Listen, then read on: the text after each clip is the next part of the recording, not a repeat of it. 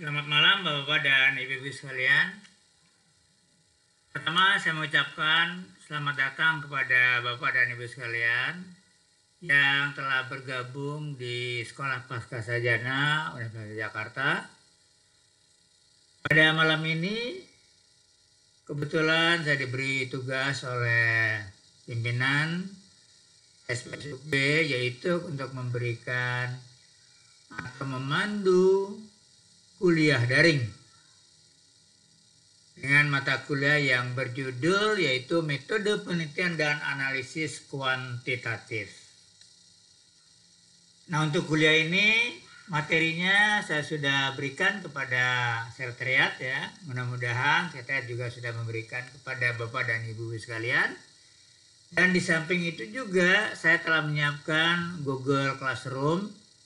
Ya, di mana di dalam Google Classroom tersebut juga saya telah menyediakan baik dalam bentuk PowerPoint atau ada beberapa kuis kecil dan juga kuliah dalam bentuk yaitu video. Baiklah Bapak dan Ibu-Ibu sekalian, kita dalam kuliah ini kita santai saja ya, kita hanya diskusi saja. Itu mungkin lebih banyak dan lebih menariknya. Bapak dan Ibu tentunya banyak sekali pengalaman-pengalaman yang telah diperoleh baik selama kuliah dulu atau selama bekerja sampai saat ini. Nah, tentunya kami juga mengharapkan input-input dari Bapak dan Ibu sekalian agar diskusi kita ini bisa lebih dipahami dan juga lebih mendalami sehingga bisa kita mencapai target yaitu kuliah daring dengan mata kuliah metode penelitian dan analisis kuantitatif. Adapun target kita untuk mata kuliah ini adalah Bapak dan Ibu sekalian telah mempunyai proposal. Dan siap untuk diujikan, yaitu pada saat ujian proposal. Di mana ujian proposal itu adalah berisi cikal bakal tesis saudara, yaitu bab 1, 2, dan 3. Nah, itulah target kita pada semester ini. Baiklah, sebelum kita mulai, saya perkenalkan dulu diri saya. Saya Edi Supriyadi. Ya, saya adalah salah satu dosen di Sekolah Pascasarjana dan kebetulan setiap semester saya memberikan mata kuliah yaitu metode penelitian dan juga analisis kuantitatif. Nah, supaya Bapak dan Ibu mengenal khususnya adalah biodata pendidikan saya atau background pendidikan saya. S1 saya dari IPB Bogor, program studi statistik. Alhamdulillah beasiswa dari BPS. Lalu saya melanjutkan ke S2 saya di Santo Thomas University, Manila, Filipina. Program studi manajemen bisnis. Alhamdulillah ini juga beasiswa dari yaitu PEP Universitas Pancasila. Dan yang terakhir ini adalah S3 saya kembali lagi ke IPB Bogor. Program studi yang saya ambil adalah ekonomi pertanian atau sebenarnya ini mirip dengan ekonomi pembangunan atau disebut dengan economic development dengan beasiswa Dikti. Ya, itulah background pendidikan ya yang saya alami sebagai pengajar di Sekolah Pascasarjana. Nah, pada malam ini ya, saya sudah berikan materi yang berupa PowerPoint ya kepada Bapak dan Ibu-Ibu sekalian. Mudah-mudahan PowerPoint-nya sudah dibaca. Insya Allah sempat dibaca. Paling tidak sudah di-print ya. Sudah di-print artinya pada saat mengikuti kuliah ini Bapak dan Ibu sekalian telah memegang ya apa kira-kira yang akan kita bahas pada kuliah pertama ini. Nah, materi pertama ini adalah pertama yaitu apa itu penelitian. Yang kedua, kenapa orang meneliti? Yang ketiga, ilmu yang terkait yang harus dipunyai. Lalu cara memilih topik penelitian, lalu macam-macam penelitian dan tahapan penelitian. Nah, ini adalah kuliah kita pada malam ini. Mudah-mudahan tercapai apa yang sudah kita rencanakan pada malam ini. Baiklah. Nah, sebelumnya tentunya Bapak dan Ibu sekalian boleh membuka PowerPoint-nya baik melalui handphone atau mungkin juga melalui printout ya, boleh ya. Nah, dalam kuliah ini tadi saya katakan kita mungkin lebih banyak diskusi. Sehingga setiap materi yang saya berikan ya, mudah-mudahan Bapak dan Ibu sekalian bisa memberikan pengalamannya ya, sehingga diskusi kita bisa lebih hidup dan tidak membosankan. Apa itu penelitian? Ya. Nah, penelitian ini sebenarnya dilatar belakangi oleh kegiatan penelitian dimulai ketika manusia menaruh perhatian pada sesuatu yang ada atau fakta di sekitar kehidupannya. Jadi pada saat awalnya tentunya sebagai makhluk hidup manusia melihat sekitarnya. Kenapa ini terjadi? Lalu bagaimana ini terjadi? Nah, itulah kira-kira sehingga rasa ingin tahu itulah membuat munculnya sebut dengan metode penelitian. Nah, perhatian dan pengamatan terhadap fakta yang didorong oleh keinginan untuk mengetahui fakta-fakta yang diamati secara lebih mendalam akan memunculkan berbagai macam pertanyaan. Nah, pertanyaan-pertanyaan tersebut menjadi suatu masalah yang memerlukan solusi. Nah, bagaimana solusinya? Itu adalah disebut dengan metode penelitian. Nah, kalau definisinya secara ilmiah, menurut Indrianto dan Supomo, suatu kegiatan yang dimulai dengan pengamatan terhadap fakta yang menarik perhatian dan menimbulkan pertanyaan-pertanyaan. Sedangkan menurut Cooper dan Emory, suatu proses pendidikan secara sistematis yang ditujukan pada penyedia informasi untuk menyelesaikan masalah-masalah. Sedangkan Suparmoko, usaha yang secara sadar diarahkan untuk mengetahui atau mempelajari fakta-fakta baru dan juga sebagai penyaluran hasrat ingin tahu manusia.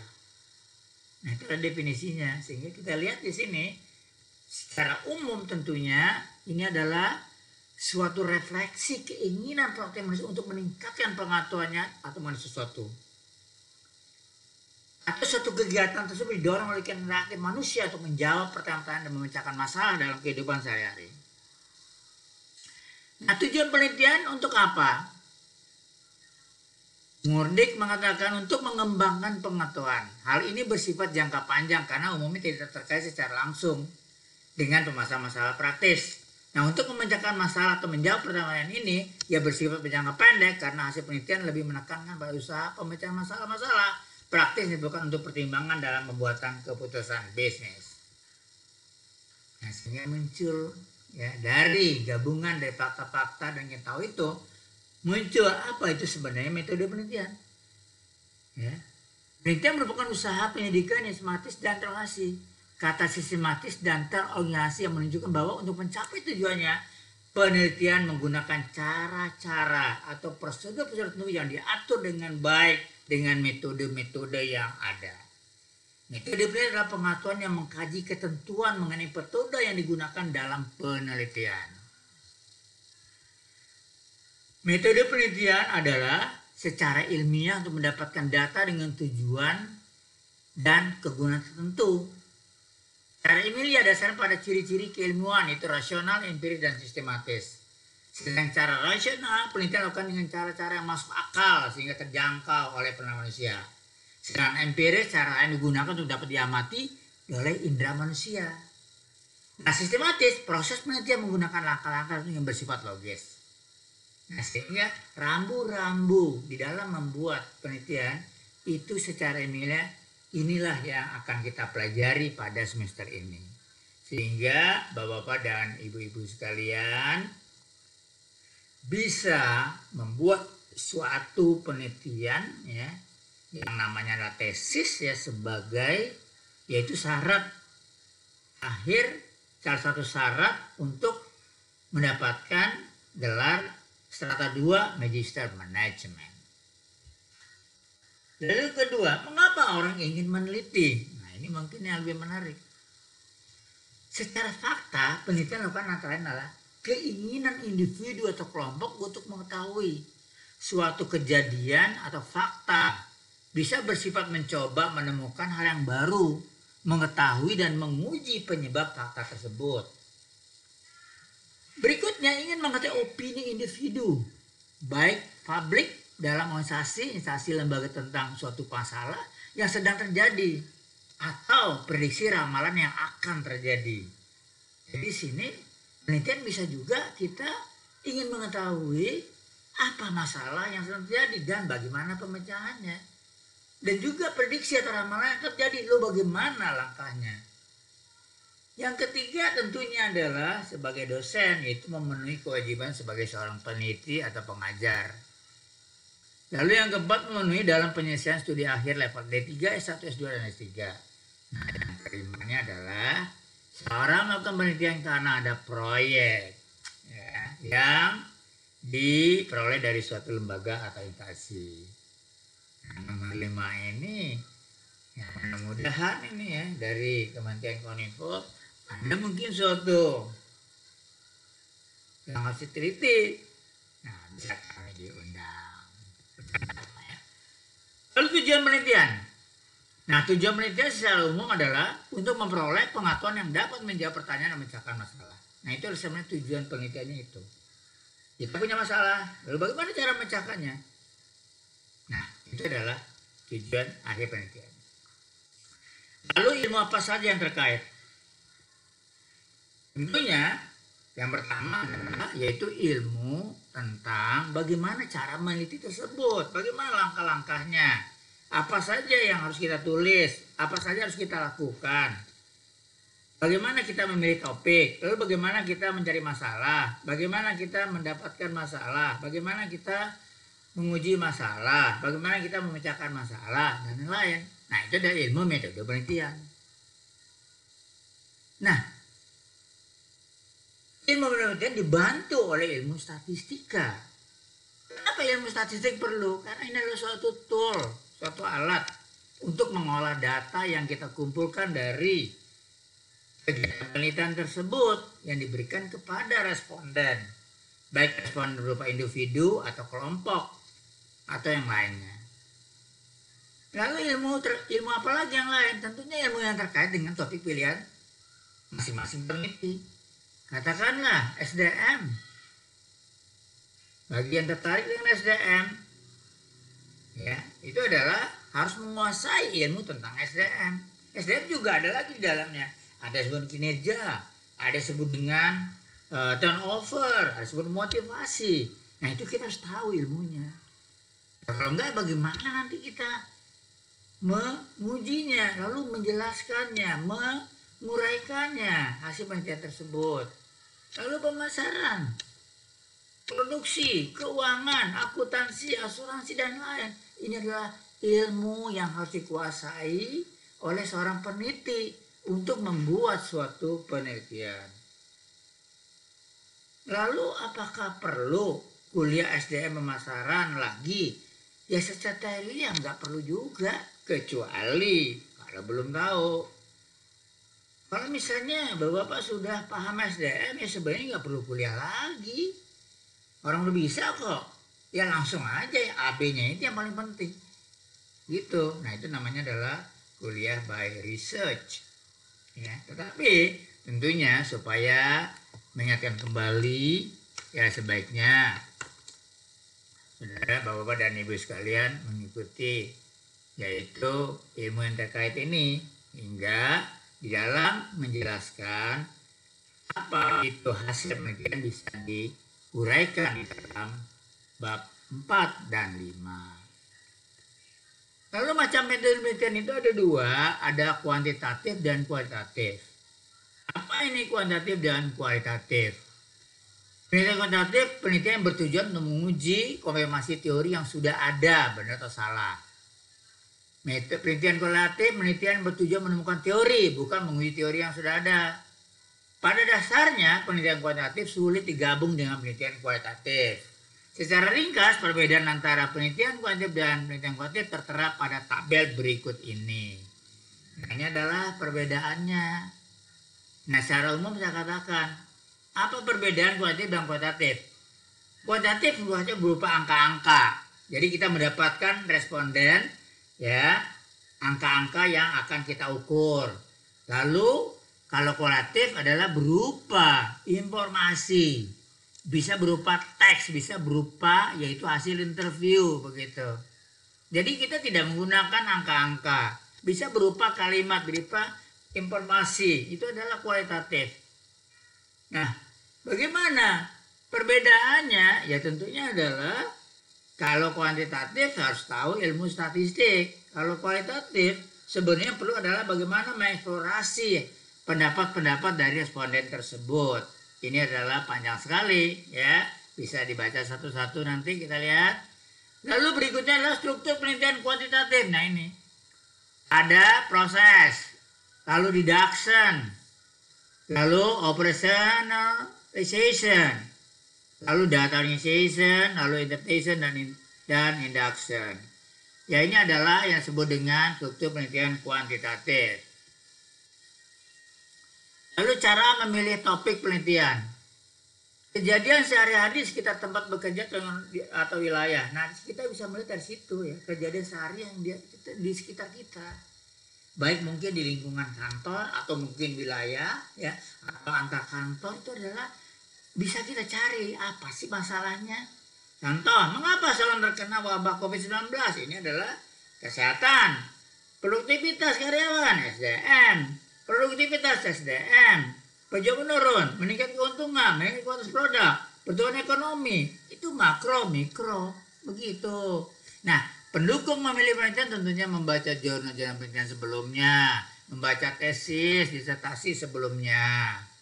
Ya, contoh topik penelitian banyak sekali bisa dibaca. Lalu tahapan penelitian. Nah, metode ilmiah, ya. Pertama merumuskan masalah, lalu ada teori dan hasil riset, lalu ada kerangka berpikir, lalu kita mengajukan hipotesis, lalu ada variabel, lalu menarik kesimpulan. Nah, secara umumnya proses penelitian kuantitatif adalah seperti ini. Ya mungkin di dalam kuliah ini akan lebih menarik diskusinya ya dibandingin dengan berbentuk audio video ini. Tapi secara umum tentunya saya akan jelaskan ya. Jadi pertama adalah tentunya kita punya masalah. Tadi katakan punya masalah kan. Lalu apa yang akan dipecahkan. Nah, dari masa-masa itu jadi rumusan masalah berupa pertanyaan. Nah, dari pertanyaan itu ada variabel kan. Nah, variabel itu nanti kita ambil bagaimana teori para ahli dalam variabel tersebut. Lalu juga kita gabungkan dengan penelitian terdahulu atau penelitian yang terdepan. Lalu kita uji dengan ilmu statistik. Lalu kita lihat bagaimana hubungannya. Nah, dari situ kita bisa melakukan yaitu bagaimana hasil dari penelitian tersebut sehingga kita dapat ke penemuan. Nah, hasilnya kesimpulan.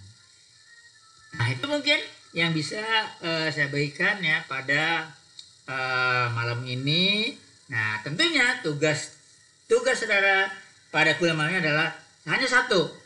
Tolong dicari topik apa yang saudara ingin angkat. Nah, ini adalah PR atau tugas minggu depan ya.